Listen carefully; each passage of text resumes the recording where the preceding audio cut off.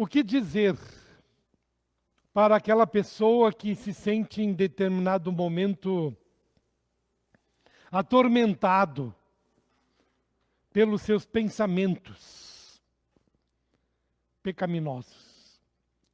Quando os pecados lhe acusam, quando sente-se oprimido pela acusação do diabo, que tenta esfregar no seu rosto as suas faltas. É sim uma questão seríssima. Como viver com a culpa do pecado? Que a palavra de Deus diz a esse respeito. Como consolar alguém que se sente atormentado pela culpa do pecado? Que bom que não precisamos tatear pelo sombrio caminho da vã filosofia humana e das religiões humanas para encontrar aqui resposta. Mas que Deus nos revelou em sua palavra a verdade que traspassa o nosso coração a esse tema. Eu começo lembrando o Salmo 51, versículo 5, onde lemos uma declaração de pecados do salmista que diz: eu nasci na iniquidade e em pecado me concebeu a minha mãe. Vê que sério é aqui a declaração do salmista. Ele reconhece que já em pecado nasceu, já iniciou a sua vida engatinhando na iniquidade. E ao longo da nossa vida, vamos nos percebendo que vamos cometendo muitos mais e sérios pecados e dos mais variados e graves. Como esperar que Deus nos seja, então, gracioso, quando sabemos que ofendemos a Ele durante tanto tempo? Como podemos esperar qualquer conforto diante da morte, se sabemos merecer a morte por causa dos pecados? Como diz em Romanos, o salário do pecado é a morte. Seja, o pagamento e a recompensa de uma vida em pecado é a morte. E que todos os que morreram sem a graça de Deus recebem castigo da condenação eterna. Se queremos de fato consolar pessoas que vivem angustiadas com estes pensamentos, deveríamos então dizer assim a elas: olhem para Cristo. Não olhe para os seus pecados. Também não procurem encontrar consolo nas suas próprias obras para compensar as faltas. Olhem para Cristo. Olhem para os méritos do Salvador. Ele pagou o preço por nossos pecados. Ele derramou o seu sangue para lavar nossas vestes imundas da iniquidade. O que eu digo está na Bíblia. Eu leio em 1 João, capítulo 1, versículo 7. O sangue de Jesus, o seu Filho, nos purifica de todo o pecado. Não é a água com sabão, nem moralina humana que limpará nossas iniquidades, mas o sacrifício do Salvador no seu sangue vertido na cruz. Leio também 1 João 2, capítulo 2, versículo 2. 1 João 2, 2. Ele, Jesus, é a propiciação, a oferta pelos nossos pecados. E não somente pelos nossos próprios, mas ainda pelos do mundo inteiro. Evangelho de Mateus, capítulo 20, versículo 28, Jesus diz: o Filho do Homem não veio para ser servido, mas para servir e dar a sua vida em resgate por muitos. Também por ti e por mim. E para eliminar qualquer dúvida do seu coração, o anjo do Senhor, quando anunciou o nascimento de Cristo, lá em Belém, para os pastorzinhos, ele disse que o Salvador, que nos seria dado como mediador, receberia o nome de Jesus. Jesus. Isso está em Lucas 2:21.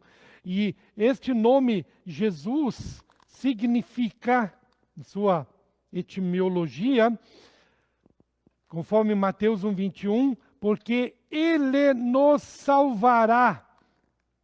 Ele salvará o seu povo dos pecados deles. Mateus 1:21. Ele salvará o seu povo dos pecados deles. Você sabia? O nome de Jesus tem exatamente este significado. Cristo é o Salvador. Yeshua, Jesus, o Salvador.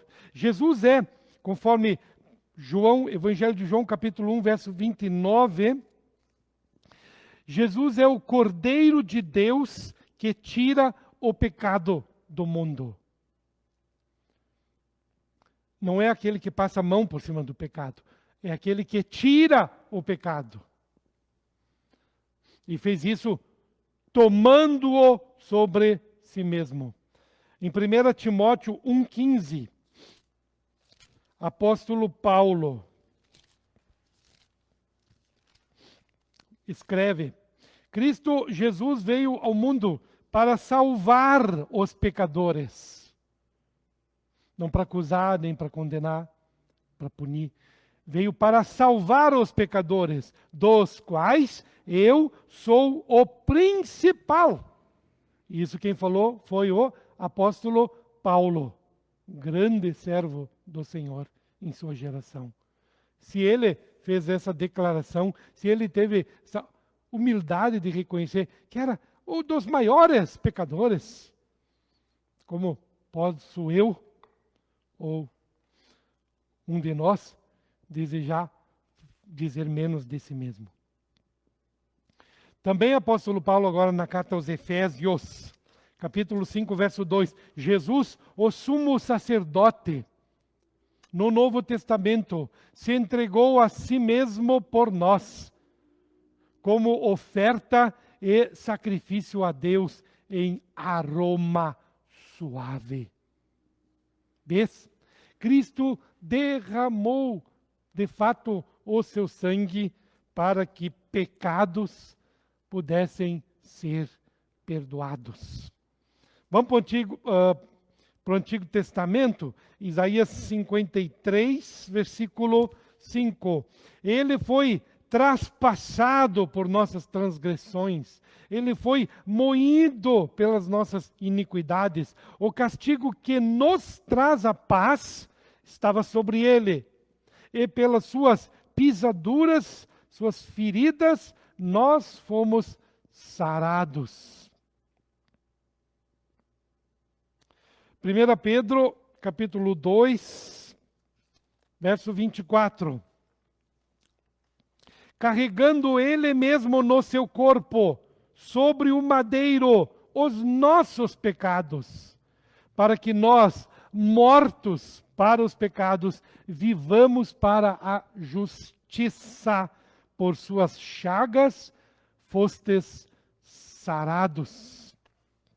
Que maravilha, que palavra, que bênção de Deus nós temos aqui.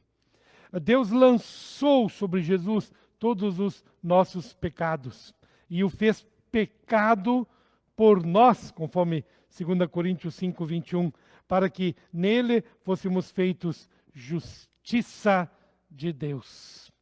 Jesus tomou o castigo dos nossos pecados sobre si. Ele é, de fato, o Cordeiro de Deus que tira o pecado do mundo. João 1,19. Concluindo, Cristo cumpriu a vontade do seu Pai e o fez de forma voluntária. É o que lemos lá no Salmo 40, o versículo 8. Ele se entregou a si mesmo pelos nossos pecados, Gálatas 1,4, para nos desarraigar deste mundo perverso, segundo a vontade de nosso Deus. e Pai. Ele nos amou e assim mesmo se entregou por nós. O seu amor à humanidade caída e perdida por causa do pecado o moveu para isso. Mesmo tendo que sofrer grande dor, o seu amor por nós foi ainda maior. Por amor à humanidade, Jesus suportou todos os sofrimentos e pagou o preço total para a nossa salvação. Portanto, não devemos duvidar ou julgar que o seu pagamento não fosse suficiente, tentando aqui acrescentar alguma outra coisa a mais para ser feita por nossa própria conta. O que Cristo fez para trazer perdão e paz agora, por causa desse perdão em relação aos nossos pecados, é suficiente. Quando Ele entregou o seu Espírito na cruz, últimas palavras de Jesus, Ele disse, está consumado. João 19, versículo 30. Significa, a obra está realizada. O perdão dos pecados estão realizados por nós. Agora, a pergunta é, tu crês? Tu crês que de fato teus pecados foram perdoados? Então a graça de Deus, ela opera em você. Se porém não crês ou duvidas, disso não te convences e resistes a essa boa notícia, essa boa nova, isto que é o Evangelho, então persiste em você a culpa do pecado, persiste em você a acusação, persiste em você o drama, para tentar equilibrar essa balança da injustiça. E vai continuar. Quando nós nos rendemos ao chamado da graça de Deus, da oferta misericordiosa dele, então os nossos olhos se abrem para a verdadeira fé e enxergamos a Cristo realmente como Ele é, nosso Senhor e o nosso Salvador. Que essa palavra possa encher de paz no teu coração, em nome de Jesus. Amém.